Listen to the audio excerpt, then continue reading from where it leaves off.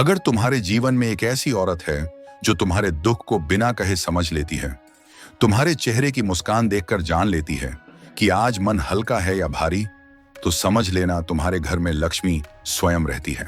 दोस्तों, आज की इस चाणक्य नीति में हम बात करेंगे उस औरत की जो अपने स्वभाव, अपने संस्कार और अपनी बुद्धिमत्ता से किसी भी घर को स्वर्ग बना देती है।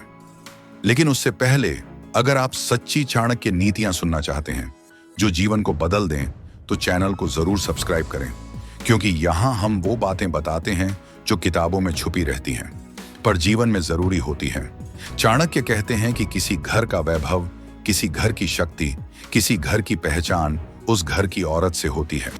राजा कितना भी बलवान क्यों ना हो, अगर उसके महल में एक बुद्धिमान, धर्मनिष्ठ और धैर्यवान स्त्री न हो तो वह राजमहल भी सूना लगता है। और यदि एक साधारण झोपड़ी में ऐसी औरत रहती है जो अपने प्रेम, अपने संयम और अपने सदाचार से घर को संभालती है, तो वह झोपड़ी भी किसी महल से कम नहीं होती। औरत के स्वभाव में सबसे बड़ी शक्ति होती है धैर्य की। चाणक्य कहते हैं, धैर्यवती स्त्री वो दीपक है जो सबसे अंधेरी रात में भी घर को उजाला देती है। जब पुरुष हार मान लेता है, तब वही औरत अपने शब्दों से, अपने साहस से, अपने कर्मों से उसे फिर से खड़ा करती है। वो आंधी नहीं बनती जो सब कुछ उड़ा ले जाए, वो ठंडी हवा बनती है जो थके हुए जीवन को शांति देती है। घर को स्वर्ग बनाने वाली औरत वो नहीं होती जो धन दिखावे में डूबी हो, जो हर बात में विवाद करे, जो दूसरों से तुलना करे। नहीं, ऐसी स्त्री तो घर में तनाव का कारण बनती है। चाणक्य कहते हैं, बुद्धिमान स्त्री वह है जो अपने पति का आदर करती है, अपने बच्चों को संस्कार देती है और अपने घर की इज्जत को परम धन मानती है। ऐसी स्त्री के कारण परिवार में प्रेम बढ़ता है, एकता रहती है और लक्ष्मी स्थायी रूप से निवास करती है। एक स्त्री जो घर को स्वर्ग बनाती है, वह कभी अपने दुख को दिखाती नहीं। वह चुपचाप अपने दर्द को सहती है ताकि घर के बाकी लोग मुस्कुराते रहें।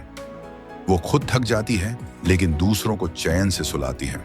वो खुद भूखी रह जाती है लेकिन अपने परिवार का पेट भरती है। वो खुद के सपनों को अधूरा छोड़ देती है ताकि परिवार के सपने पूरे हों। चाणक्य ने ऐसी स्त्री को देवी कहा है। कहते हैं, अगर घर में एक सच्ची नारी है तो उस घर को कोई नकारात्मक शक्ति छू भी नहीं सकती, क्योंकि ऐसी औरत का मन साफ होता है, उसका हृदय पवित्र होता है और उसका जीवन एक पूजा के समान होता है। वो जब सुबह दीपक जलाती है तो उस प्रकाश से न सिर्फ घर रोशन होता है बल्कि वातावरण भी पवित्र हो जाता है। चाणक्य ने कहा है, जहां स्त्रियों का आदर होता है वहां देवता स्वयं निवास करते हैं। लेकिन इस आदर के योग्य वही स्त्री होती है जो अपने आचरण से, अपने कर्मों से, अपने व्यवहार से आदर की पात्र बने। वह नारी जो दूसरों की बुराई में समय न गवाए, जो हर हाल में शांत रहे, जो दूसरों की गलतियों को माफ कर दे, जो अपने परिवार की बुराइयों को बाहर न फैलाए, वही स्त्री घर को स्वर्ग बनाती है। एक औरत के पास दो रास्ते होते हैं, या तो वो घर में आग लगा दे अपने शब्दों और व्यवहार से, या फिर उसी घर को फूलों की खुशबू से महका दे। चाणक्य कहते हैं, वो स्त्री जो क्रोध में भी मर्यादा न तोड़े, जो विपरीत परिस्थितियों में भी संयम रखे, वही स्त्री है जो घर को नर्क से स्वर्ग बना सकती है। ऐसी स्त्री किसी चमत्कार से कम नहीं होती। उसका हर कदम घर की नींव को मजबूत करता है। वो जानती है कि घर केवल ईंटों से नहीं बनता, बल्कि विश्वास और प्रेम की दीवारों से खड़ा होता है। वो हर दिन थोड़ा थोड़ा अपने सुख को त्याग कर परिवार के सुख को जोड़ती जाती है। और जब कोई उसे समझे बिना आलोचना करता है, तब भी वो मुस्कुराकर चुप रहती है, क्योंकि उसे पता है कि शांति बहस से नहीं, मौन से मिलती है। चाणक्य ने कहा था कि स्त्री का सबसे बड़ा गहना उसका चरित्र होता है।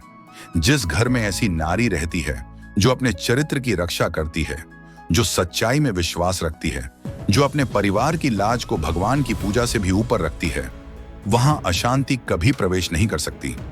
ऐसी औरत घर के हर कोने में भगवान की कृपा फैलाती है। घर को स्वर्ग बनाने वाली औरत वह होती है जो अपने पति को मार्गदर्शन देती है लेकिन उसके निर्णय का अपमान नहीं करती, जो बच्चों को स्वतंत्रता देती है लेकिन अनुशासन का पाठ भी सिखाती है, जो सास ससुर का आदर करती है चाहे उनके विचार अलग हों, क्योंकि उसे पता है कि सम्मान देने से ही सम्मान मिलता है।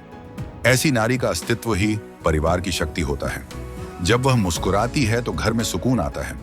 जब वह उदास होती है तो पूरा घर बोझिल हो जाता है। उसका मन जितना पवित्र होता है, घर का वातावरण उतना ही सुखद रहता है। एक स्त्री जो अपने पति के साथ कदम से कदम मिलाकर चलती है, उसे गिरने नहीं देती, उसे प्रोत्साहित करती है, वही सच्ची जीवन संगिनी होती है। वो केवल साथ नहीं निभाती, बल्कि साथ को सार्थक बनाती है। वो जानती है कि पुरुष की सफलता के पीछे उसका मौन त्याग छिपा है।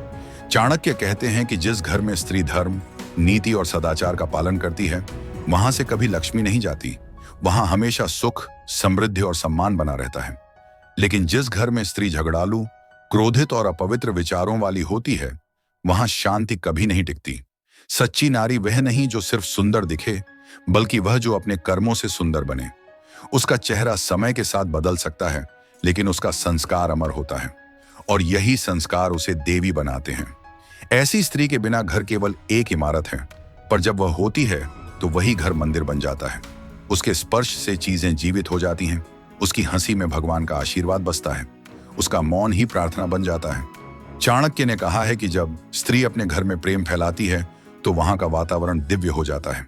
वो अपनी वाणी से परिवार को जोड़ती है, अपने कर्मों से सम्मान कमाती है और अपने त्याग से आशीर्वाद पाती है। ऐसी नारी को देखकर कहा जाता है, यह घर नहीं, स्वर्ग है। वो औरत घर को स्वर्ग तब बनाती है जब वह खुद को मैं से निकालकर हम में बदल देती है। जब उसका उद्देश्य केवल अपनी खुशी नहीं, बल्कि परिवार की खुशी बन जाता है।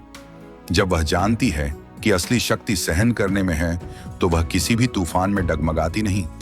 जो औरत अपने पति के लिए प्रेरणा बने, जो अपने बच्चों के लिए संस्कार बने, जो अपने समाज के लिए आदर्श बने, वही सच्ची नारी है।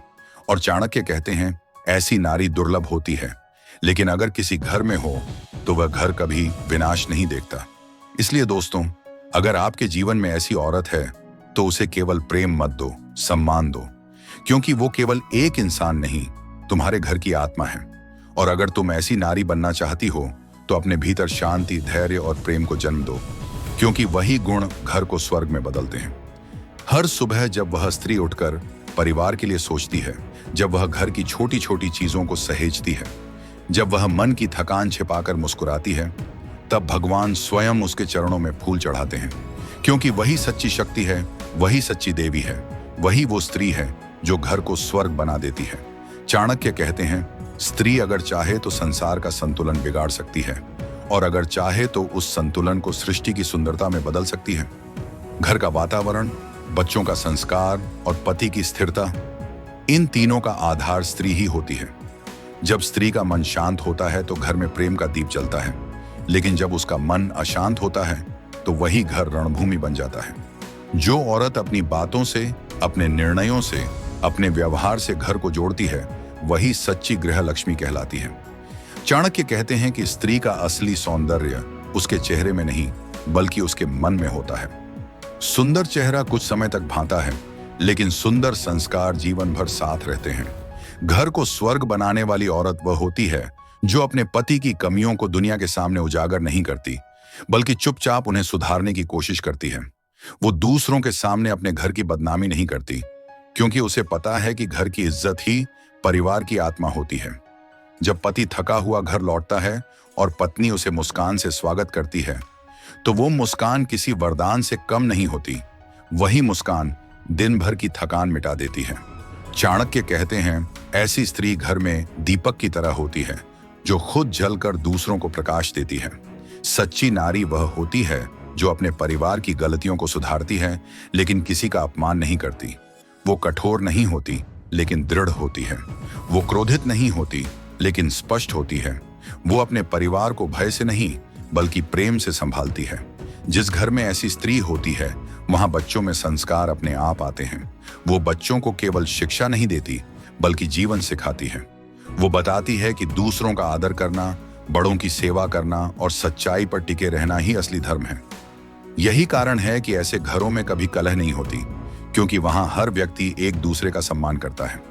चाणक्य कहते हैं कि बुद्धिमान स्त्री वो होती है जो कठिन समय में घबराती नहीं, बल्कि धैर्य रखती है। जब परिवार में विपत्ति आती है, तो वही स्त्री सबसे पहले अपने मन को स्थिर करती है। वो रोती नहीं, शिकायत नहीं करती, बस चुपचाप परिस्थिति का सामना करती है और सबको संभाल लेती है। यही शक्ति उसे शक्ति स्वरूपा बनाती है।